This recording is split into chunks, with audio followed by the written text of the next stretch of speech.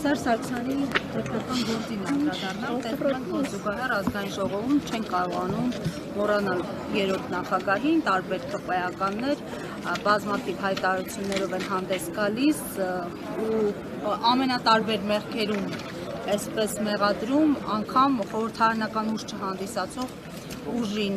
Հիմա ձեր դիրքորոշումը հնչեցնողի վերաբերյալ ու հետաքրքիր է, որ զուգահեռ իրականության մեջ նաև ադրբեջանցի հանրային ու քաղաքական գործիչներն են ակտիվացել ու շարունակում են թիրախավորել հանրապետության երրորդ նախագահին։ Բարև ձեզ, սա դասական քաղաքական հետապնդում է երրորդ նախագահի եւ իր թիմակիցների հանդեպ։ Մենք արդեն 8 տարի է հետևում ենք, թե այս ուզուրպացված դատաիրավական համակարգը ինչպես է փորձում մարդկանց անդորը խանգարել, ինչպես է փորձում շինցու քրեական գործերի շրջանակներում ստեղծել այնպիսի իրավիճակ, որ մարդկանց համար լինի վախի մթնոլորտ, որպեսզի մարդկանց լռեցնեն, որպեսզի մարդիկ նայեն այս կամ այն քաղաքական գործին, ասեն դե լավ, մեզ պետք է ավելավա սուս մնանք եւ այլն, դուք ասցիք ազգային ժողովի մասին, ես ասել եմ, որ ես չեմ մեկնաբանում ազգային ժողովի գործընթացները, թող ընդդիմությունը որոշ ժամանակ փորձի աշխատել, բայց ձեր նշած թեզերը ոչ միայն իշխանական կուլուարներում են, շրջանառվում, նաև ցավոք սրտի կան ընդդիմադիր որոշ շերտեր, ովքեր ում խոսույթը որևէ ձև չի տարբերվում նիկոլական թեզերից կամ խոսույթից, եւ դրա պատճառով կա շատ խնդիրներ, սկսած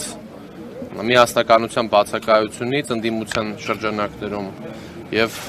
վերջացրած այն ողբերգական իրավիճակները, որ ունենք Արցախի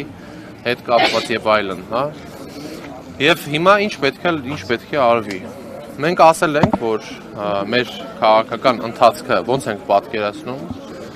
Երրորդ նախագահը խոսել է իմպիչմենտի գործընթացի մասին, մեր իմպիչմենտի վարչապետի թեկնածուն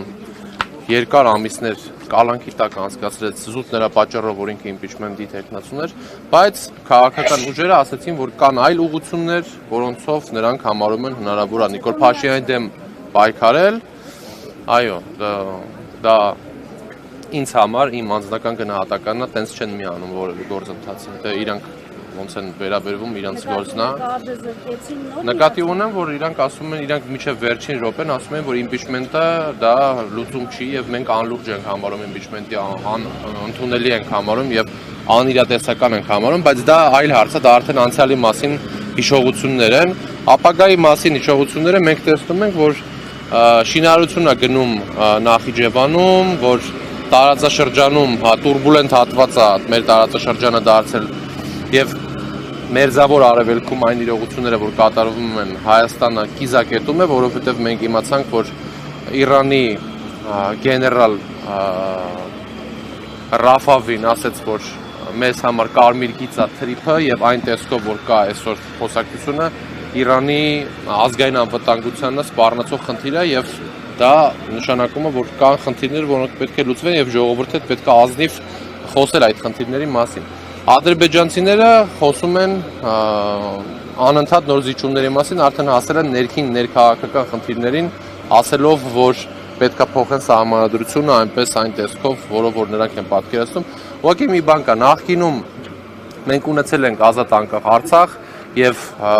Իլհամ Ալիևը համարում է իրան պարտված Սերժ Սարգսյանին եւ նա ուղիղ դրա մասին ասել է, ասում է, ես հաղթել եմ Սարգսյանի ու Քոչարյանի բանակին, ես չեմ հաղթել Փաշինյանի, որովհետեւ իր մոտ կա բարթույթ, ինքը եւ իր հայրը պարտված են Սերժ Սարգսյանին եւ դրա մասին է նրա խոսույթը այսօր, ինքը փորձում է իր ամբիցիաները այդպես իրացնել, բայց նորից եմ ասում, մեր պատմության մեջ միշտ եղել է հետեւյալը, միասնականությունը օգնում է,